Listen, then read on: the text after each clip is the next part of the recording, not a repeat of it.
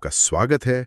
चलो दोस्त, आज ज्वालामुखी वाला चैप्टर फटाफट और एकदम मजे से खत्म करते हैं। टेंशन बिल्कुल नहीं लेना, मैं हूं ना। एक एक लाइन को ऐसे समझेंगे कि दिमाग में छप जाएगी। शुरू करें? बिल्कुल, चलिए शुरू करते हैं। ठीक है।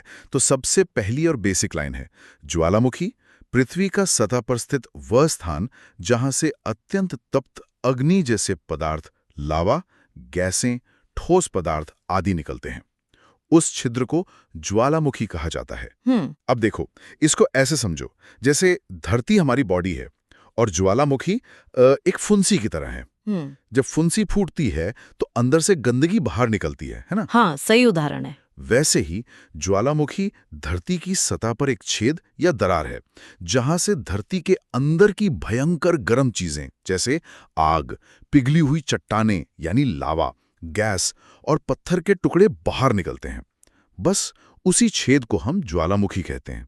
सिंपल। बिल्कुल, वो एक वेंट है, एक निकास द्वार। अच्छा, अब अगली लाइन है ज्वालामुखिता या ज्वालामुखी क्रिया। भूगर्भ में अत्यधिक तापमान के कारण चट्टानों का पिघलकर मैग्मा में परिवर्तित होना तथा सतह की चट्टानों पर दबाव डालते हुए उन्हें तोड़कर लावा के रूप में बाहर प्रकट होने की संपूर्ण प्रक्रिया को ज्वालामुखी क्रिया कहा जाता है। ये थोड़ा टेक्निकल लग सकता है, पर ये दरअसल पूरे प्रोसेस का नाम है। हाँ, मतलब ये पूरी कहानी है। देखो, धरती के अंदर बहुत ज्यादा गर्मी है, मतलब इतनी कि वहां पत्थर भी पिघल जाते हैं। सही है। और जब ये चट्टानें पिघलती हैं तो मैग्मा बन जाती हैं। ये मैग्मा फिर ऊपर की तरफ धक्का मारता है, जैसे सोडा की बोतल हिलाने पर गैस ऊपर आती है। जब ये धक्का बहुत ज्यादा हो जाता है तो ये ऊपर की जमीन को फाड़कर बाहर निकल आता है। और इसी बाहर निकले हुए मैग्मा को लावा कहते हैं। एकदम। तो चट्टानों के पिघलने से लेकर लावा के बाहर आने तक का ये पूरा ड्रामा ही ज्वालामुखी क्रिया कहलाता है। अब आते हैं इसके कारणों पर। ज्वालामुखी क्रिया के कारण। पहला कारण, भूगर्भ में तापमान वृद्धि। ये सबसे मुख्य और सीधा कारण है। हाँ, सबसे सिंपल। अगली लाइन कहती है, पृथ्वी में पहले से ही तापमान अधिक है एवं रेडियो एक्टिव पदार्थों तथा चट्टानों के आपसी घर्षण के कारण भी तापमान बढ़ता है, जिसके कारण चट्टानें पिघलकर लावा के रूप में बाहर निकलती हैं। इसको समझने के लिए दो चीजें हैं। एक तो धरती जब बनी थी तब से ही अंदर से गर्म है। हाँ, मतलब अंदर से तो पहले से ही एक आग का गोला जैसी है। और ऊपर से अंदर कुछ रेडियो एक्टिव पदार्थ होते हैं जो गर्मी पैदा करते रहते हैं, जैसे हीटर। और तीसरा, घर्षण। जब अंदर की प्लेट्स या चट्टानें हिलती हैं और आपस में रगड़ खाती हैं तो उससे भी गर्मी पैदा होती है। जैसे हम सर्दियों में हाथ रगड़ते हैं, बिल्कुल वैसे। तो इतनी सारी गर्मी से चट्टानें पिघल जाती हैं और लावा बनकर बाहर आ जाती हैं। ठीक है, पहला कारण समझ आ गया। दूसरा कारण, भ्रंशन या दाब मोचन।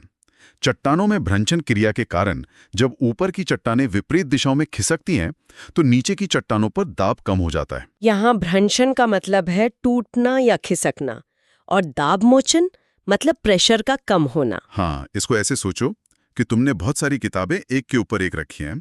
सबसे नीचे वाली किताब पर बहुत प्रेशर है। अब अगर तुम ऊपर की कुछ किताबें हटा दो तो नीचे वाली पे प्रेशर कम हो जाएगा, है ना? बिल्कुल। धरती में भी ऐसा ही होता है। जब ऊपर की चट्टानें खिसक जाती हैं तो नीचे वाली चट्टानों पर प्रेशर कम हो जाता है। और आगे लिखा है, इस दाब मोचन के कारण नीचे की चट्टानों का गलनांक घट जाता है तथा वे पिघलकर फैलने के कारण लावा के रूप में बाहर निकलती हैं। और ये मजे की बात है, प्रेशर कम होने पर चीजें कम तापमान पर ही पिघल जाती हैं। इसे गलनांक घटना कहते हैं।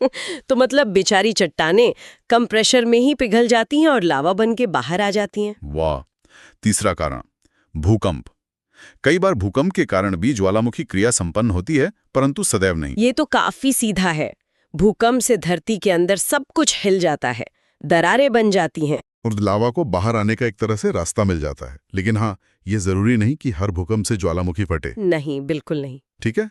चौथा कारण, भूगर्भ में गैसों का प्रसार। गैसों का प्रसार होने से ऊपर की चट्टानें टूटती हैं, जिसके कारण नीचे की चट्टानों पर दाब कम हो जाता है एवं वे पिघलकर बाहर प्रकट होती हैं। ये बिल्कुल प्रेशर कुकर जैसा है। हाँ, जैसे कुकर में अंदर गैस बनती है तो वो बाहर निकलने के लिए जोर लगाती है और सीटी बजती है।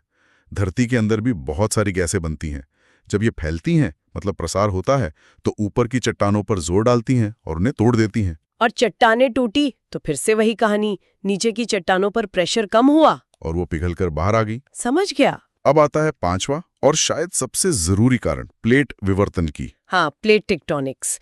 ज्यादातर ज्वालामुखी इसी वजह से होते हैं। हमारी धरती की ऊपरी परत कुछ बड़ी बड़ी प्लेटों से बनी है जो तैर रही हैं। इन्हें टेक्टोनिक प्लेट्स कहते हैं। इनके हिलने डुलने से दो मेन चीजें होती हैं। पहला केस, जहां दो प्लेटें एक दूसरे से दूर जाती हैं, वहां नीचे की चट्टानों पर दाब कम हो जाता है एवं वे पिघलकर लावा के रूप में बाहर प्रकट होती हैं। इसका सबसे अच्छा उदाहरण अटलांटिक महासागर की नीचे है, जिसे मिड अटलांटिक रिज कहते हैं। इसको ऐसे सोचो, दो दोस्त हाथ पकड़कर खड़े हैं और अचानक पीछे हटने लगे तो बीच में जगह बन जाएगी ना। वैसे ही जब प्लेटें दूर जाती हैं तो नीचे की चट्टानों पर फिर से प्रेशर कम हो जाता है और लावा को बाहर आने का मस्त रास्ता मिल जाता है। और वहां धरती की नई सतह बनती रहती है। सही। अब दूसरा केस, जहां दो प्लेटें आपस में टकराती हैं, वहां भारी प्लेट हल्की प्लेट के नीचे दबकर भूगर्भ में अधिक तापमान के कारण पिघलती है एवं ऊपर की ओर दबाव लगाकर लावा के रूप में प्रकट होती है। उदाहरण, अमेरिकी प्लेट के पश्चिमी किनारे पर रॉकी व एंडीज श्रेणियों में ज्वालामुखी क्रिया। ये ज्यादा विस्फोटक होता है, जैसे दो गाड़ियों की टक्कर में एक गाड़ी दूसरे के ऊपर चढ़ जाती है। हाँ, यहाँ भी भारी वाली प्लेट हल्की वाली प्लेट के नीचे घुस जाती है। नीचे जाकर वो धरती की गर्मी से पिघल जाती है और फिर जोर लगाकर ज्वालामुखी के रूप में बाहर निकलती है। अमेरिका के रॉकी और एंडीज पहाड़ इसी टक्कर का नतीजा हैं। बिल्कुल, इसे सबडक्शन जोन कहते हैं। चलो, तो कारण तो सारे समझ आ गए। अब देखते हैं कि ज्वालामुखी से निकलता क्या क्या है। ज्वालामुखी क्रिया से संबंधित पदार्थ। पहला है मैग्मा, भूगर्भ में पिघली हुई चट्टानों, जलवाष्प व गैसों तथा ठोस चट्टान के टुकड़ों के मिश्रण को मैग्मा कहा जाता है। मतलब जब तक ये गर्म पिघला हुआ माल धरती के अंदर है तब तक ये मैग्मा है। हाँ, ये एक तरह का कॉकटेल है जिसमें पिघली चट्टानें, गैस, पानी की भाप और पत्थर के टुकड़े सब मिक्स होते हैं। और जैसे ही ये ज्वालामुखी से बाहर आता है, ये सब अलग अलग हो जाते हैं। सही। जो पिघला हुआ हिस्सा बहता है उसे लावा कहते हैं, गैसें हवा में मिल जाती हैं और बाकी ठोस टुकड़े भी बिखर जाते हैं। ठीक है, दूसरा पदार्थ है गैसें। ज्वालामुखी क्रिया के दौरान वायुमंडल में विभिन्न गैसीय पदार्थ मुक्त होते हैं, जैसे जलवाष्प, कार्बन डाइऑक्साइड, सल्फर डाइऑक्साइड आदि। एक मिनट, यहाँ सबसे चौंकाने वाली बात आगे लिखी है। हाँ, अगली लाइन, इनमें से लगभग 60 से 90% मात्रा जलवाष्प की होती है। 60 से 90%? हाँ, ज्यादातर लोगों को लगता है कि जहरीली गैसें निकलती हैं, पर सबसे ज्यादा तो पानी की भाप ही होती है। मतलब ज्वालामुखी से सिर्फ लावा ही नहीं, भाप भी निकलती है, और वो भी बहुत ज्यादा। बिल्कुल। अच्छा, तीसरा पदार्थ, ज्वलखंडाश्म या पायरोक्लास्ट। ज्वालामुखी क्रिया के दौरान निकले तप्त ठोस पदार्थों को ज्वलखंडाश्म कहा जाता है। पायरो मतलब आग और क्लास्ट मतलब टुकड़ा। अरे वाह, तो इसका सीधा मतलब है आग के टुकड़े। ये वो गरम पत्थर और राख है जो लावा के साथ हवा में उड़ते हैं। इनके साइज के हिसाब से अलग अलग नाम है। जी, पहला है बॉम्ब, अत्यधिक बड़े आकार के टुकड़े। मतलब ये सबसे बड़े बड़े पत्थर के टुकड़े हैं जो कार जितने बड़े भी हो सकते हैं। हाँ, ये बहुत विनाशकारी हो सकते हैं। फिर है लैपेली, अखरोट व मटर के दाने जितने बड़े टुकड़ों को लैपेली कहा जाता है। ये छोटे छोटे कंकड़ जैसे होते हैं। उसके बाद है एस्केरिया या अवस्कर, फफोलेदार या झागनुमा आकृति जैसे टुकड़े। ये झाग जैसे हल्के पत्थर होते हैं जिनमें बहुत सारे छेद होते हैं। और आखिरी है सिंडर यानी राख, अत्यंत बारीक आकार के ठोस कण, मतलब बिल्कुल बारीक पाउडर जैसी राख जो हवा में बहुत दूर तक जा सकती है। सही। और चौथा और सबसे फेमस पदार्थ है लावा। ज्वालामुखी क्रिया के दौरान सतह पर चट्टानों का पिघला हुआ रूप प्राप्त होता है जिसे लावा कहा जाता है। ये तो अब तक सबको याद हो गया होगा। हाँ, अंदर है तो मैग्मा, बाहर आ गया तो लावा। अब जरा लावा के प्रकार भी देख लेते हैं, ये भी जरूरी है। हाँ, लावा हमेशा एक जैसा नहीं होता। पहला है ब्लॉक या खंड लावा।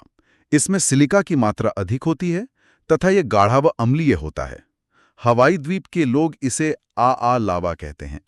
आ लावा। ये वाला लावा बहुत गाढ़ा और चिपचिपा होता है, जैसे शहद। इसमें सिलिका नाम की चीज ज्यादा होती है जो इसे गाढ़ा बना देती है। क्योंकि यह गाढ़ा होता है तो धीरे धीरे बहता है और जमने पर ऊबड़-खाबड़ टुकड़ों जैसा दिखता है। और हवाई में लोग इसे आ कहते हैं, शायद इसलिए कि इस पर चलना बहुत मुश्किल और दर्दनाक होता है। हाँ, हो सकता है। अब दूसरा है रोपी या रस्सीनुमा लावा। इसमें सिलिका की मात्रा कम होती है तथा ये पतला व क्षारीय प्रकार का होता है। ये लावा का ठीक उल्टा है। हाँ, इसमें सिलिका कम है, इसलिए ये बहुत पतला और पानी जैसा होता है। ये तेजी से बहता है और जब जमता है तो इसकी ऊपरी परत पर रस्सी जैसी सिलवटें बन जाती हैं। इसलिए इसे रोपी लावा कहते हैं। हवाई में इसका एक और नाम है पहोए होए। हाँ, पहोए होए लावा। अब जमाव के आधार पर भी लावा के प्रकार होते हैं। मतलब जब लावा ठंडा होकर जमता है तो वो कैसा दिखता है? ये उसकी कूलिंग स्पीड पर निर्भर करता है। पहला है क्रिस्टलीय या रवेदार लावा, बड़े कणों के रूप में जमाव। मतलब जब लावा धीरे धीरे ठंडा होता है तो उसके अंदर बड़े बड़े दाने या क्रिस्टल बन जाते हैं। दूसरा, पोरफायरिटिक लावा, बड़े व छोटे क्रिस्टलीय के मिश्रण के रूप में जमाव। मतलब इसमें बड़े और छोटे दोनों तरह के क्रिस्टल मिक्स होते हैं। ठीक है। तीसरा, ग्लासी लावा, बिना कणों के कांच के रूप में जमाव। जब लावा बहुत ही तेजी से ठंडा हो जाता है तो उसे क्रिस्टल बनाने का टाइम ही नहीं मिलता और वो बिल्कुल कांच जैसा चिकना जम जाता है। इसे ऑब्सीडियन भी कहते हैं। अच्छा, और चौथा है फपोलेदार या कोशिकीय लावा, लावा का गैसों के साथ मिश्रण के रूप में जमाव। मतलब जब लावा जम रहा होता है और उसके अंदर की गैस बाहर निकलती है तो उसमें बुलबुलों की वजह से बहुत सारे छेद या फपोले बन जाते हैं, जैसे प्यूमिक स्टोन। तो ये था हमारा ज्वालामुखी का पूरा चैप्टर। उम्मीद है सब कुछ अच्छे से समझ आ गया होगा। मुझे लगता है काफी अच्छे से कवर हो गया है। अब चलो फटाफट एक क्विक रिवीजन कर लेते हैं ताकि एग्जाम में कुछ भी ना भूलें। मैं मेन पॉइंट्स बोलता हूँ, आप कंफर्म करना। जरूर। पहला, ज्वालामुखी धरती की सतह का वो छेद जहां से लावा, गैस, राख बाहर निकलती हैं। सही। दूसरा, ज्वालामुखी क्रिया, चट्टानों के पिघलकर मैग्मा बनने और फिर लावा के रूप में बाहर आने की पूरी प्रक्रिया। एकदम सही। मुख्य कारण, धरती के अंदर गर्मी बढ़ना, प्रेशर कम होना, गैसों का फैलना और सबसे जरूरी प्लेटों का टकराना या दूर जाना। बिल्कुल, ये 4-5 मुख्य कारण हैं। मैग्मा और लावा में अंदर है तो मैग्मा, बाहर आ गया तो लावा। हाँ। गैसों में सबसे ज्यादा 60 से 90% जल वाष्प यानी पानी की भाप होती है। ये बहुत जरूरी पॉइंट है। फिर है पायरोक्लास्ट यानी आग के टुकड़े, बम यानी सबसे बड़े, लैपिली यानी मटर जैसे, और सिंडर यानी राख। और लावा के 2 प्रकार, बहने के आधार पर। लावा जो गाढ़ा और चिपचिपा होता है जिसमें सिलिका ज्यादा होती है। सही। और पहोए हुए लावा जो पतला और तेज बहने वाला होता है, रस्सी जैसा, जिसमें सिलिका कम होती है। बिल्कुल। और जमने के आधार पर क्रिस्टलीय यानी बड़े दानों वाला, ग्लासी यानी कांच जैसा चिकना, और फपोलेदार यानी छेदों वाला। शानदार रिवीजन, सारे मुख्य बिंदु आ गए इसमें। बढ़िया। तो इसी के साथ आज की क्लास यहीं खत्म करते हैं। इसी तरह पढ़ते रहो, मस्त रहो, मुस्कुराते रहो।